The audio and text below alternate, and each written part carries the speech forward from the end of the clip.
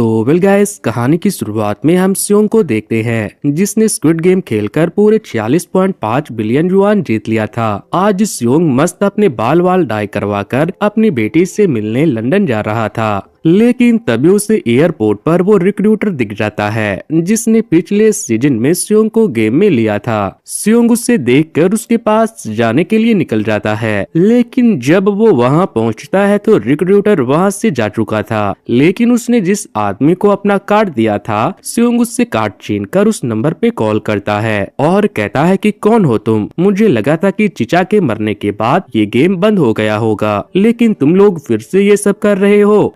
जिस पर उसे जवाब मिलता है कि तुम्हें चुपचाप प्लेन में बैठकर अपनी बेटी से मिलने लंदन चले जाना चाहिए। मगर स्योंग कहता है कि अब मैं अपनी बेटी से मिलने तब तक नहीं जाऊंगा जब तक मैं तुम लोगों की सच्चाई दुनिया के सामने न ला दूं। वहीं दूसरी तरफ हम देखते हैं कि ऑफिसर हुआंग 1 साल के बाद होश में आए थे। हुआंग जब अपने भाई की तलाश में वॉलंटियर बनकर उस गेम में घुसा था तो वो पकड़ा गया था, लेकिन वहां उसे पता चलता है कि उस गेम का फ्रंटमैन कोई और नहीं बल्कि खुद वो इंसान है जिसके तलाश में वो यहाँ आया था, यानी कि उसका भाई इन्हो जो गायब हो गया था। लेकिन हुआंग ने फ्रंटमैन के सोल्जर पे गोली चला दी, जिसके बाद उसने अपने भाई पर भी गोली चला दी और हुआंग आइलैंड से नीचे समुद्र में गिर गया था, जिसके बाद एक मछुआरे ने उसकी जान बचाई। हुआंग होश में आते ही ड्यूटी ज्वाइन कर लेता है, लेकिन वो अपने सीनियर पे बहुत गुस्सा था क्योंकि जब वो आइलैंड पे फंसा हुआ था और अपने सीनियर से वहाँ पुलिस फोर्स भेजने को कहा था तो कोई उसकी हेल्प करने नहीं आया।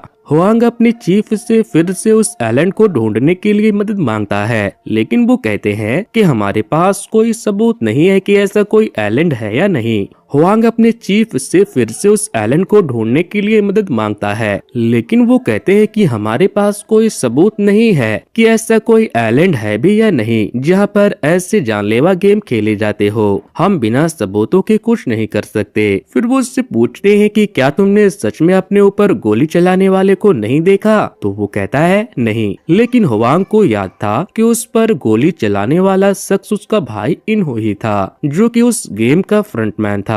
दूसरी तरफ स्योंग ने एक मोटेल को किराए पर लिया था और वहां उससे मिलने के लिए बॉस किम आता है, जिससे स्योंग ने रिक्रूटर को ढूंढने का काम दिया था। 2 साल हो चुके थे और किम अभी भी उस रिक्रूटर की तलाश कर रहा था। स्योंग उससे कहता है कि अपने आदमी बढ़ा दो और हर स्टेशन और सबवे पे नजर रखो। किम कहता है कि ज्यादा लोगों के लिए पैसे भी ज्यादा लगेंगे, जिस पे स्योंग उसे पैसों से भरा हुआ एक बैग देता है और कहता है कि जो भी उस आदमी को ढूंढेगा मैं उसे 1 बिलियन युआन दूंगा। अब हमें अगले दिन का सीन दिखाया जाता है जहां हुआंग कैप्टन पार्क के साथ फिर से उस आइलैंड की तलाश में निकल जाता है। कैप्टन पार्क वही थे जिसने उस दिन हुआंग को गोली लगने के बाद समुद्र से बचाया था।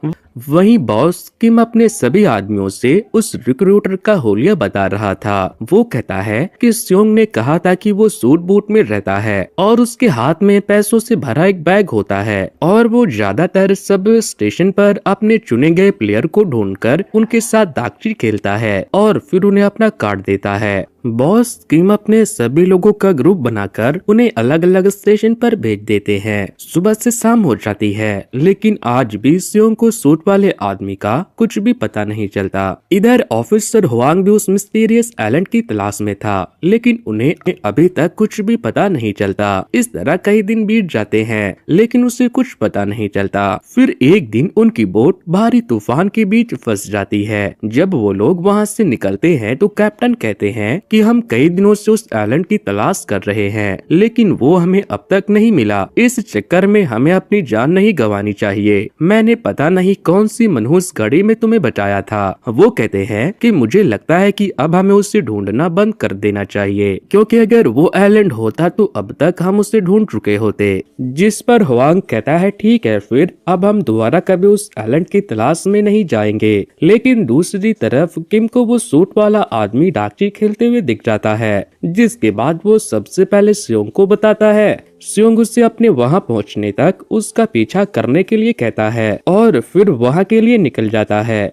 वहीं हम देखते हैं कि रिक्रूटर एक बेकरी से जाकर 100 ब्रेड खरीदता है और फिर एक ग्रोसरी स्टोर से जाकर 100 लॉटरी के स्क्रैच कार्ड खरीदता है। दोनों सामान लेकर वो एक पार्क में पहुंच जाता है, जहां वो एक भिखारी की तरफ ब्रेड और लॉटरी टिकट दिखाते हुए पूछता है कि तुम क्या चुनना पसंद करोगे। भिखारी लॉटरी टिकट चूज करता है और उसे स्क्रैच करता है तो वो हार चुका था। तभी हम देखते हैं कि किम और चे अभी भी उन पे नजर रखे हुए थे। रिक्रूटर इसी तरह पार्क में मौजूद सभी लोगों को लॉटरी और ब्रेड दिखाता है और पूछता है कि आप क्या चूज करोगे। सारे के सारे लॉटरी ही चूज करते हैं, जिसके बाद वो सारे ब्रेड को जमीन पर गिराकर कहता है कि मैं खाने की बर्बादी नहीं कर रहा, ये आप लोग कर रहे हैं। इसके बाद वो पागलों की तरह सारे ब्रेड को जमीन पर गिराकर उन्हें मसल देता है। किम और चे ये देखकर सोचते हैं कि क्या पागल आदमी है। वो उसकी फोटो लेकर स्योंग को भी भेजता है, लेकिन स्योंग को ओवर स्पीडिंग की वजह से पकड़ लिया जाता है। उसका चालान कटता है, जिसका बिल वो इजीली पे करके निकल जाता है। तभी ट्रैफिक ऑफिसर अपने सीनियर यानी कि हुआंग से कहता है कि ये आदमी बड़ा जल्दी में था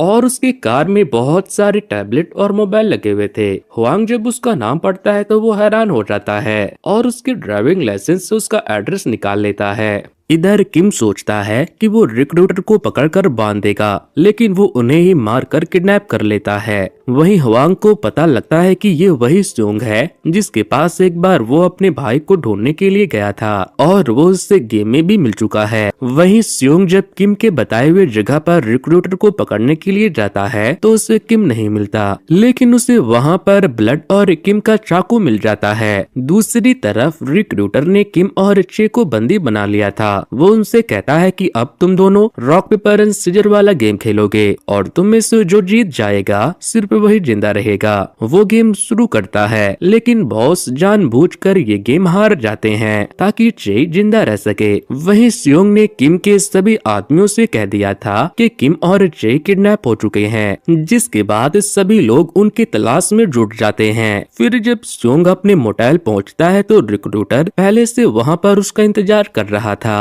जिसके बारे में उसे चे ने बताया था। वो स्योंग से कहता है कि तुम मुझे क्यों ढूंढ रहे थे, मरना चाहते हो क्या? स्योंग कहता है कि मैं तुम्हें उस गेम में लेने के लिए थैंक यू कहना चाहता हूँ, जिससे जीतकर मैंने कभी खत्म न होने वाला माल कमाया है। रिक्रूटर कहता है कि मैं तो बस तुम्हें कार्ड देने वाला मामूली सा पोस्टमैन हूँ। स्योंग पूछता है कि ये कार्ड देने के लिए तुम्हें कौन कहता है? जिंदगी से हारे हुए लोगों को सपने को नोचने वाले गिद्ध हो तुम, बस एक बार मुझे उसके बारे में बता दो। बताओ मुझे कौन है तुम्हारा बॉस? रिक्रूटर कहता है कि जवानी में मैं मरे हुए लोगों को जलाने का काम करता था और तब मैं खुद से कहा करता था कि मैं इंसानों को नहीं बल्कि दुनिया के फेंके हुए कचरे को जला रहा हूँ। ये समझकर मैं काम करता रहा। फिर एक दिन उन्होंने मुझे रिवॉल्वर थमा दिया, जिससे एक दिन मैंने गेम में अपने ही करीबी को मारा और वो करीबी कोई और नहीं बल्कि मेरा बाप था। इस रिवॉल्वर के होने से मुझे मेरे वजूद का एहसास होता है। स्योंग कहता है कि तुम्हारा कोई वजूद नहीं है, तुम बस एक पालतू कुत्ते हो। जिस पर हुआंग कहता है कि मेरे साथ एक गेम खेलना चाहोगे? उनका एड्रेस मेरे पास रखा हुआ है, अगर तुम उन तक पहुंचना चाहते हो तो तुम्हें मेरे साथ एक गेम खेलना होगा।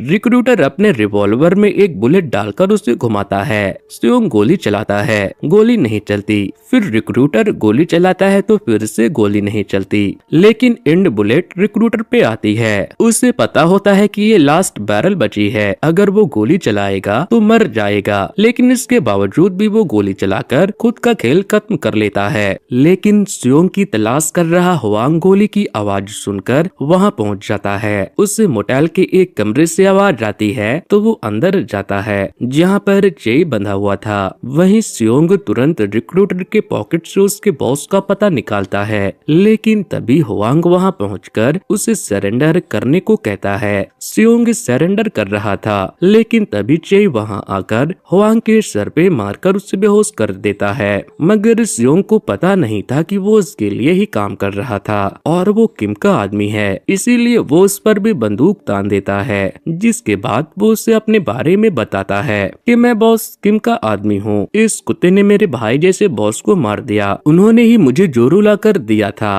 और अब उन्होंने मुझे बचाने के लिए जानबूझकर अपनी जान गंवा दी। अब हम कैंग नाम की एक लड़की को देखते हैं जो एक पार्क में कॉस्प्ले का काम करती थी। उसके पास रहने को घर नहीं था तो वो पार्किंग में अपनी गाड़ी लगाकर वहीं सो जाती थी, मगर आज सिक्योरिटी गार्ड उसे वहां सोते हुए देख लेता है और उससे कहता है कि यहाँ से चली जाओ, यहाँ पर गाड़ी लगाकर सोना अलाउ नहीं है। वहीं स्योंग ने हुआंग को हथकड़ी से बांध दिया था। वो उससे कहता है कि मैंने तुम्हें कहीं तो देखा था। हुआंग कहता है कि एक बार मैं आपके घर आया था अपने भाई के बारे में पूछने के लिए और दूसरी बार गेम में, तब मैंने मास्क लगाया हुआ था। स्योंग कहता है इसका मतलब तुम उनमें से एक हो। तो वो कहता है नहीं, मैं वहाँ अपने भाई को ढूंढने के लिए गया हुआ था। फिर हुआंग पूछता है कि अभी तुमने जिसे मारा ये कौन था? तो वो बताता है कि मैंने इसे नहीं मारा, ये खुद अपने खेल का शिकार हो गया और ये उस गेम के लिए प्लेयर को सिलेक्ट करने का काम करता था। स्योंग कहता है मुझे उस कमीने को पकड़ना है जो उस गेम का फ्रंटमैन है। तुम तो वहाँ मास्क मैन बनकर गए थे तो तुमने उसे देखा ही होगा। हुआंग कहता है कि नहीं, मैंने उसे नहीं देखा क्योंकि वो काला मास्क लगा कर रखता है। फिर वो पूछता है कि तुम उसे ढूंढोगे कैसे? स्योंग बताता है उसने खुद मुझे इस रिक्रूटर के जरिए इनविटेशन भेजा है। हुआंग फिर से उससे पूछता है क्या तुम उसे जान से मार दोगे? जिस पर वो कहता है कि सिर्फ उसे मार देने से गेम बंद नहीं होने वाला। चाचा ने कहा था कि उन्होंने ये गेम अपने कुछ वीआईपी क्लाइंट के लिए बनाया था। अगर फ्रंटमैन मर भी गया तो गेम को देखकर एंजॉय करने वाले वीआईपी फिर उस गेम को शुरू कर देंगे। हुआंग कहता है कि तुमने बिल्कुल ठीक कहा, मैं उनमें से एक वीआईपी क्लाइंट को जानता हूँ, मुझे अपने साथ ले लो, मैं भी तुम्हारी मदद करना चाहता हूँ। जिसके बाद स्योंग उसे खोल देता है और फिर उससे कहता है कि अगर तुम मेरे साथ काम करना चाहते हो तो तुम्हें पुलिस की नौकरी छोड़नी होगी। फिर स्योंग उन्हें अपने साथ उस जगह लेकर जाता है जहां उसने गेम का सारा पैसा रखा हुआ था। इतना सारा पैसा देखकर चे और हुआंग की आंखें फटी की फटी रह जाती है। स्योंग कहता है कि मैंने इन पैसों को सैकड़ों जिंदगियों को मारकर जीता था, ये सारे पैसे खून में संधे हैं और मैं इन्हीं पैसों से उन कमीनों को बर्बाद कर दूंगा और इस काम में जो भी मेरी मदद करेगा मैं उन्हें ढेर सारा पैसा दूंगा। जिस पर हुआंग और चे कहता है कि ये काम हम पैसों के लिए नहीं कर रहे। इसके बाद स्योंग उन्हें एक अंडरग्राउंड बंकर में लेकर जाता है जहां उसने उनसे लड़ने के लिए ट्रेनिंग की पूरी तैयारी कर रखी थी।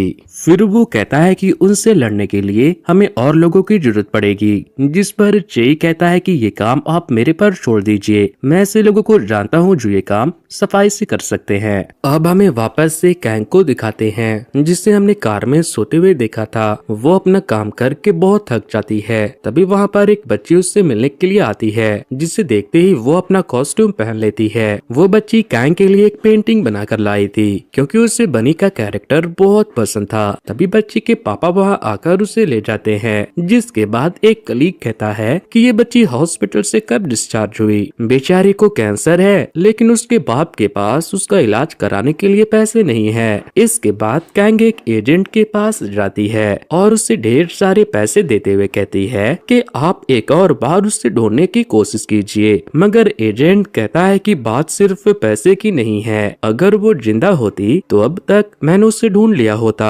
1 साल की बच्ची नॉर्थ कोरिया में अकेले जिंदा कैसे बच सकती है? दरअसल कैंग नॉर्थ कोरिया की थी जो अपने सीनियर ऑफिसर को गोली मारकर नॉर्थ कोरिया भाग आई थी, लेकिन उसने आनंद फानन में अपनी 1 साल की बच्ची को वहीं छोड़ दिया था और अब उसे अपनी बच्ची वापस चाहिए थी, जिसके लिए उसने एजेंट भी हायर किया था। मगर एजेंट उससे कहता है कि अब तुम्हारे पास उसे भूलने के अलावा कोई दूसरा चारा नहीं है।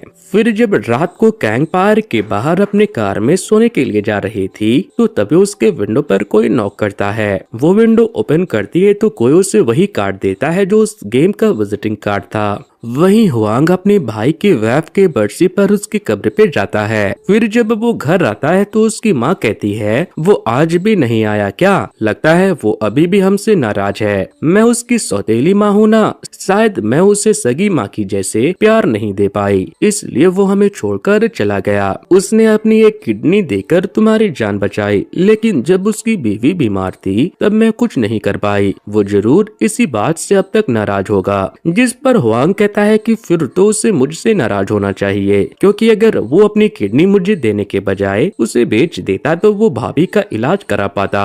मगर मरना भाभी के नसीब में था। रिश्वत तो ली थी ना उन्होंने, वो उन पैसों से भाभी को क्यों नहीं बचा सका। आज वो जिस हाल में भी है उसके लिए वो खुद जिम्मेदार है। इसके पीछे मेरा या आपका कोई कसूर नहीं। अब हम कैंग को देखते हैं जो अपने बॉस से जाकर कहती है कि अब मैं काम पर नहीं आऊंगी। मगर जब वो वहाँ से लौट रही थी तो वो उस बच्ची को एम्बुलेंस से हॉस्पिटल जाते हुए देख लेती है, लेकिन उसकी टोपी वहीं गिर जाती है जिसे कैंग उठा लेती है। दूसरी तरफ स्योंग अपना दांत निकलवाकर एक नकली दांत लगा लेता है जिसमें जीपीएस ट्रैकर लगा हुआ था। इधर डॉक्टर बच्ची के डैड से कहते हैं कि मार्केट में एक नई दवाई आई है जिसे हम बच्ची को देकर उसे बचा सकते हैं, लेकिन उसके लिए आपको ढेर सारे पैसे देने होंगे। बच्ची का डैड कहता है कि आप इलाज शुरू कीजिए, मैं पैसों का इंतजाम कर लूंगा। तभी हम कैंग को देखते हैं, वो यहाँ पर बच्ची को उसका टोपी लौटाने के लिए आई थी। वो उसे उसका टोपी देकर उसे प्यार से देखती है और फिर वहाँ से चली जाती है। इधर चे कुछ रिटायर कमांडो को स्योंग के पास ले आता है ताकि वो फ्रंटमैन को पकड़ने में उनकी मदद कर सके। स्योंग को रिक्रूटर से जो कार्ड मिला था उस पर एक क्लब का एड्रेस था जहां स्योंग फ्रंटमैन से मिलने के लिए जाने वाला था। वो सभी से कहता है कि जब तक मेरे तरफ से कोई भी इशारा ना मिले तुम में से कोई भी एक्शन नहीं लेगा और चुपचाप उन पर नजर रखेगा। फिर रात को स्योंग अपने बेटी को कॉल करता है। वो उसकी आवाज सुनता है लेकिन उससे बात नहीं करता। इधर कैंग को जो कार्ड मिला था वो उस पर कॉल कर देती है। तभी सामने से आवाज आता है कि अगर आप गेम में पार्टिसिपेट करना चाहते हो तो 31 अक्टूबर को टमाचेन पार्किंग लॉट में पहुंच जाना। अगला दिन 31 अक्टूबर का ही होता है और आज हेलोइन भी था। स्योंग और चेई क्लब में जाते हैं। हेलोइन की वजह से चेई एक घोड़े का मास्क लगा लेता है। वहीं हुआंग और कमांडो बाहर ही रहकर स्योंग के दांत में लगे ट्रैकर से उस पर नजर रखते हैं। तभी हुआंग कुछ मास्क वालों को क्लब में जाते हुए देखकर स्योंग को अलर्ट करता है, लेकिन मास्क वाले वहां आते ही चेई को बेहोश कर देते हैं और स्योंग को अपने साथ चलने के लिए कहता है। वो उसे अपने साथ एक व्हाइट लिमोजिन में ले जाता है, लेकिन हुआंग उसे जाते हुए देख लेता है और अपने साथ साथ उन मरीन कमांडो से भी उनका पीछा करने को कहता है। वहीं लिमोजिन के अंदर फ्रंटमैन तो नहीं था, लेकिन एक पिगी बैंक वाला स्पीकर रखा हुआ था जिसमें से फ्रंटमैन बोलता है कि तुम मुझसे क्यों मिलना चाहते हो। स्योंग कहता है कि तुम ये गेम बंद कर दो। फ्रंटमैन कहता है कि हमने तो बस गेम बनाया, खेला तो उसे तुम लोगों ने अपनी मर्जी से। इस गेम में वही लोग आते हैं जो कर्ज के तले दबे होते हैं और बस दुनिया का फेंका हुआ कचरा होते हैं। जब तक दुनिया नहीं बदलती तब तक ये गेम चलता रहेगा। इधर हुआंग और उसके साथ जितने भी लोग थे उनकी कार के टायर पे एक स्नैपर गोली चलाकर उन्हें पंचर कर देता है, जिससे वो उस कार का पीछा नहीं कर पाते। वहीं स्योंग को समझ आ चुका था कि अभी तो वो उस फ्रंटमैन को नहीं पकड़ पाएगा और अगर ये मौका निकल गया तो दोबारा उसका उन लोगों तक पहुंचना मुश्किल हो जाएगा। इसीलिए वो कहता है कि मैं उस गेम को फिर से खेलना चाहूंगा। जिस पर फ्रंटमैन की आवाज नहीं आती तो वो कहता है कि क्यों, तुम मुझसे डर गए क्या कि कहीं मैं तुम्हारे गेम में आकर तुम सबको मार ना दूं। फ्रंटमैन कहता है कि अगर तुम हीरो बनकर दुनिया बदलना चाहते हो तो फिर ठीक है, जैसी तुम्हारी मर्जी। तभी कार में स्मोक फैलता है और स्योंग बेहोश हो जाता है, लेकिन उसके बेहोश होने के बाद हम देखते हैं कि फ्रंटमैन उसी कार के ड्राइवर सीट के बगल में बैठा हुआ था। वहीं हुआंग को समझ हो गया था कि स्योंग किडनैप हो गया है, इसीलिए वो प्लान भी शुरू करता है जिसमें अब वो लोग स्योंग के दांत में लगे जीपीएस को ट्रैक करके उस आइलैंड तक पहुंचेंगे। अब हम कैंग को देखते हैं जो खुद एक कंटेनर में जाकर मास्क पहन लेती है, यानी कैंग कोई प्लेयर नहीं बल्कि एक वॉलंटियर थी और उसके कॉन्फिडेंस को देखकर समझ जाता है कि वो पहले भी इस गेम में आ चुकी है। अब हमें अगले दिन का सीन दिखाया जाता है जहां हुआंग और चेई उन कमांडो के साथ स्योंग के दांत में लगे जीपीएस को ट्रैक करते हुए उन्हें पकड़ने के लिए निकल जाता है। वहीं स्योंग की आंख जब खुलती है तो वो गेम में पहुंच चुका था जहां उसके राइट साइड में मौजूद एक कमसीन हसीना उसे घूरे जा रही थी। स्योंग देखता है कि इस बार भी उसका नंबर 456 ही है। तभी वहाँ गेम के वॉलंटियर आ जाते हैं और सभी का वेलकम वेलकम करने के बाद बताते हैं कि आपको यहाँ पर 6 दिन रहकर 6 गेम खेलना होगा और जो ये गेम जीतेगा उसे बहुत सारा पैसा मिलेगा। तभी प्लेयर नंबर 120 कहती है कि तुम लोगों ने मास्क क्यों पहना हुआ है और तुमने हमें बेहोश करके यहाँ क्यों लाया, कहीं ये कोई गैर कानूनी काम तो नहीं है। प्लेयर नंबर 230 कहता है कि तुमने मुझे ये कैसे जूते पहना दिए, मैं सिर्फ एक्सपेंसिव एडिशन के जूते पहनता हूँ। प्लेयर नंबर 333 कहता है कि तुमने मेरा फोन क्यों ले लिया, मुझे मेरा फोन चाहिए, उस पर मुझे ट्रेडिंग के ग्राफ देखने होते हैं और यूट्यूब पर मूवी रिव्यू हिंदी के वीडियोस भी, उसे देखे बिना तो मुझे नींद ही नहीं आती। जिस पर वो वॉलंटियर कहते हैं कि गेम खत्म होने के बाद आप इस सभी को आपका सामान लौटा दिया जाएगा।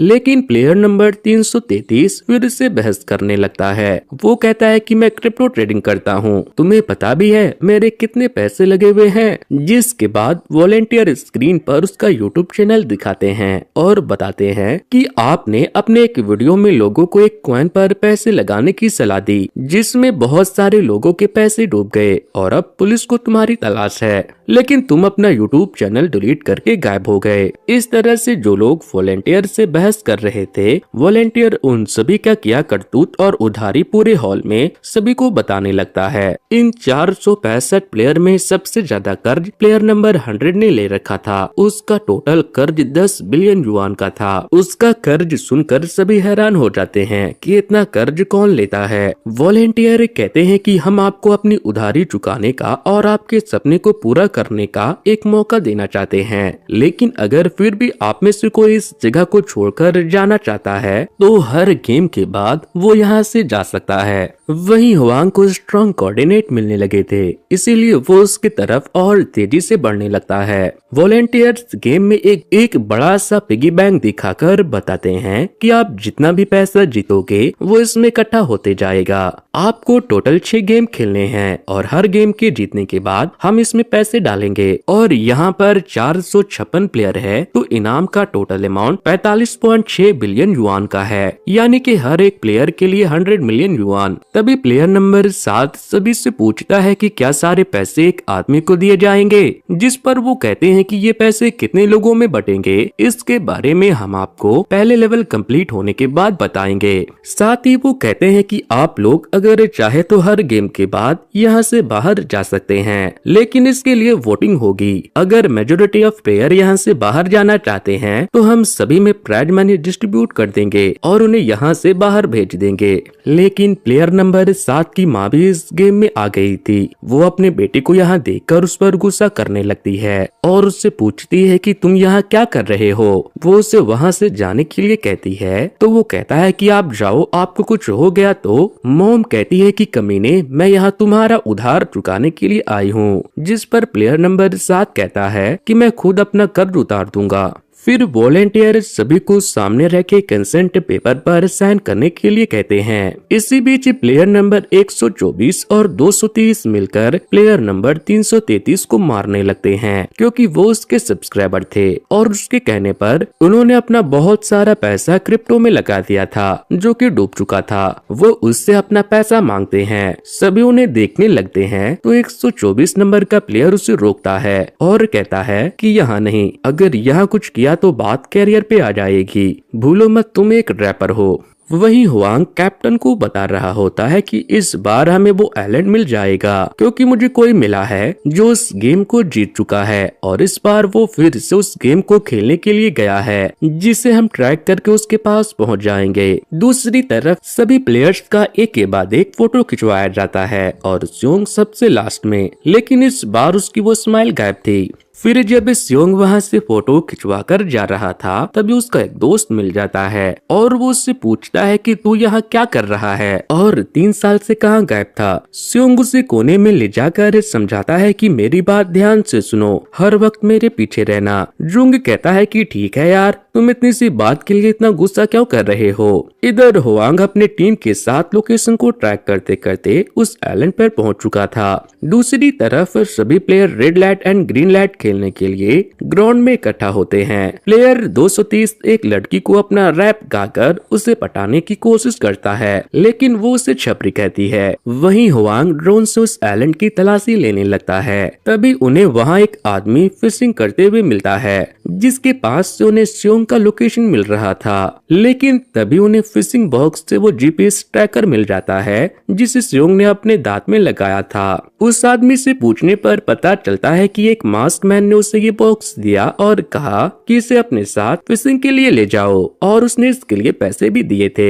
दूसरी तरफ स्योंग देखता है कि अब तक हेल्प नहीं आई, तो वो अपनी दांत निकालकर चेक करता है तो उसमें जीपीएस ट्रैकर नहीं था, क्योंकि गेम में लाने से पहले उन्होंने उसके दांत से उस ट्रैकर को निकाल दिया था। उसे लग रहा था कि हुआंग और चे हेल्प लेकर आएगा, इसीलिए अब तक वो चुप था। मगर अब जब उसे पता चल जाता है कि उसके लोग यहाँ नहीं पहुँच सकते, तो वो सभी के आगे जाकर कहता है कि मेरी बात ध्यान से सुनो, ये कोई बच्चों वाला खेल नहीं है। इस डॉल के आंखों में सेंसर लगे हुए हैं, अगर हिलते हुए पकड़े गए तो मारे जाओगे। मगर सब उसे पागल समझते हैं और उसके बातों पे कोई भी यकीन नहीं करता। सभी प्लेयर को ऐसा लग रहा था कि उसने पिया हुआ है। दूसरी तरफ हम फ्रंटमैन को देखते हैं, जो मस्त बैठकर ये तमाशा अपने स्क्रीन पर देख रहा था। गेम शुरू होती है, म्यूजिक बजता है, सभी लोग लैंड को क्रॉस करने के लिए आगे बढ़ते हैं। फिर जैसे ही म्यूजिक बंद होता है, स्योंग सभी को स्टैचू कहता है। सभी रुक जाते हैं, लेकिन तभी प्लेयर नंबर 196 के ऊपर एक मक्खी आकर बैठ जाती है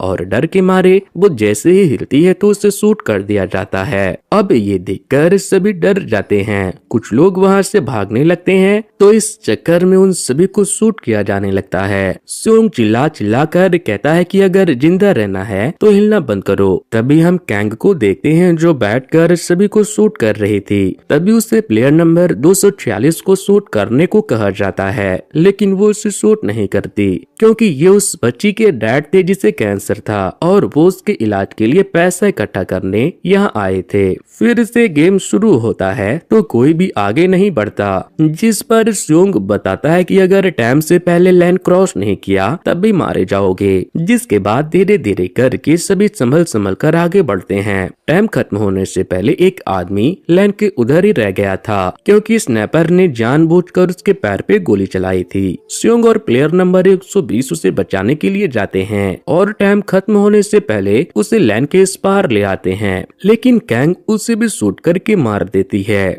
वहीं दूसरी तरफ कैप्टन सभी से कहते हैं कि उन्होंने जानबूझकर हमें गलत आइलैंड पर भेज दिया। इसका मतलब वो आइलैंड यहाँ से आसपास तो बिल्कुल नहीं होगा, इसीलिए हमें वापस लौट जाना चाहिए। जिसके बाद सभी निराश होकर वापस लौट जाते हैं। वहीं दूसरी तरफ सभी प्लेयर को हॉल में इकट्ठा कर लिया गया था। फिर वहाँ पर वॉलेंटियर आते हैं और उन्हें पहले गेम को पार करने के लिए कॉन्ग्रेचुलेट करने के बाद बताते हैं कि 456 प्लेयर में से 91 प्लेयर एलिमिनेट हो चुके हैं। लेकिन तभी प्लेयर नंबर 150 अपने बेटे के साथ मिलकर उनके आगे रहम की भीख मांगने लगते हैं और उन्हें देखकर सभी लोग ऐसा ही करते हैं। तभी स्योंग चिल्लाकर कहता है कि एग्रीमेंट नंबर 3, अगर प्लेयर की मेजोरिटी इस जगह से जाना चाहती है तो सभी को जाने दिया जा सकता है। वॉलेंटियर कहते हैं कि हाँ बिल्कुल, और इसके लिए वोटिंग होगी। लेकिन इससे पहले मैं आपको बता दूं कि जैसा कि हमने कहा था कि हर प्लेयर के बदले 100 मिलियन वॉन, तो अब तक आप लोग 9 बिलियन वॉन जीत चुके हैं। तभी ऊपर जो पिगी बैंक खाली पड़ा था उसमें 9 बिलियन वॉन डाल दिए जाते हैं, जिससे देखकर सभी का मन ललचा जाता है। फिर एक प्लेयर पूछता है कि अगर हम ये गेम अभी क्विट करते हैं तो हम में से हर एक के अकाउंट में कितना मिलेगा। वो बताते हैं 24 मिलियन। इसके बाद वोटिंग शुरू होती है। वोटिंग के लिए एक पोलिंग बूथ लगाया जाता है, जिस पर 2 बटन लगे हुए थे। ब्लू उनके लिए जो इस गेम को खेलना चाहते हैं और रेड उनके लिए जो इस गेम को क्विट करना चाहते हैं। आखिरी से वोटिंग शुरू होती है, यानी कि स्योंग से। स्योंग आते ही गेम क्विट करने वाला बटन दबाता है, क्योंकि उसे पता था कि हुआंग और उसकी टीम अब उस तक कभी नहीं पहुंच पाएगी। जो लोग इस गेम को क्विट करना चाहते थे उनकी यूनिफॉर्म के ऊपर कट का निशान लगा दिया जाता है और जो खेलना चाहते थे उनके यूनिफॉर्म के ऊपर ग्रीन सर्कल का। स्योंग चिल्ला चिल्ला कर सभी से कहता है कि ऐसा मत करो, नहीं तो हमें से कोई भी नहीं बचेगा। जिस पर 100 नंबर का प्लेयर स्योंग से अपना मुंह बंद करने को कहता है और कहता है ये मुझे उनका ही आदमी लगता है जो प्लेयर बनकर हमें डराने की कोशिश कर रहा है। मगर कुछ लोग स्योंग का साथ देते हैं और कहते हैं कि अगर ये नहीं होता तो हम सब पहले ही राउंड में मारे जा चुके होते, जिससे प्लेयर क्विट करने वाले सभी प्लेयर के बीच लड़ाई होने लगती है। जिसके बाद स्योंग चिल्लाकर कहता है कि मैं ये गंदा गेम पहले ही खेल चुका हूँ, इसीलिए मुझे इस गेम के बारे में पता है। 3 साल पहले मैं यहाँ आया था और उस वक्त जितने भी प्लेयर खेल रहे थे वो सब के सब मारे गए। मगर तभी प्लेयर नंबर 230 वहाँ आकर स्योंग से कहता है कि लो जी, फिर तो और अच्छी बात है। अब अगर तुम इस गेम को जीत चुके हो तो हम तुम्हारी मदद से ये गेम आसानी से जीत जाएंगे, जिससे सभी को लगता है कि वो स्योंग की बदौलत गेम जीत सकते हैं। इसके बाद एक वॉलेंटियर स्योंग से कहता है कि आप वोटिंग प्रक्रिया में बाधा नहीं डाल सकते। फिर से वोटिंग प्रक्रिया शुरू होती है और अब बस एक लास्ट प्लेयर ही रह गया था और स्कोर दोनों तरफ बराबर का हो चुका था। तभी वहाँ पर प्लेयर नंबर 1 आता है और ब्लू बटन दबा देता है। तभी हम देखते हैं कि प्लेयर नंबर 1 कोई और नहीं बल्कि खुद फ्रंटमैन था, यानी कि अब वो भी इस गेम को खेलने के लिए प्लेयर बन के आ चुका था। अब सभी को एक और गेम खेलना पड़ेगा। इस गेम में मौजूद सभी लोग ऐसे थे जो पूरी तरह से कर्ज में डूबे हुए थे, उनके पास मरने के अलावा कोई दूसरा रास्ता भी नहीं था। इसीलिए बहुत सारे प्लेयर ने इस गेम के नेक्स्ट राउंड को खेलना ही ठीक समझा और बहुतों ने ये सोचा कि वो थोड़ा पैसा और जीत कर नेक्स्ट राउंड में एग्जिट के लिए वोट करेंगे। तो दोस्तों, क्या लगता है आपको इस बार ये मौत का खेल कौन जीतेगा? क्या हुआंग अपने भाई यानी फ्रंटमैन के पास पहुंच पाएगा और जब वो उससे मिलेगा तो उसके साथ क्या करेगा? फ्रंटमैन खुद इस गेम में प्लेयर बनकर क्यों आया? वहीं गेम में मौजूद स्योंग के साथ क्या होगा? ऐसे और भी कई राज से पर्दाफाश करेंगे हम इस वीडियो के सेकंड पार्ट में। दोस्तों, अगर आप इस वीडियो के सेकंड पार्ट को देखना चाहते हो तो जल्दी से जल्दी इस वीडियो पे 2K लाइक्स कंप्लीट कर दो और अगर नए आए हो तो सेकंड पार्ट मिस ना करने के लिए चैनल को सब्सक्राइब करने के बाद बेल आइकन जरूर से दबा देना। सो वेल गाइज, आज की वीडियो में इतना ही। Thanks to, good bye.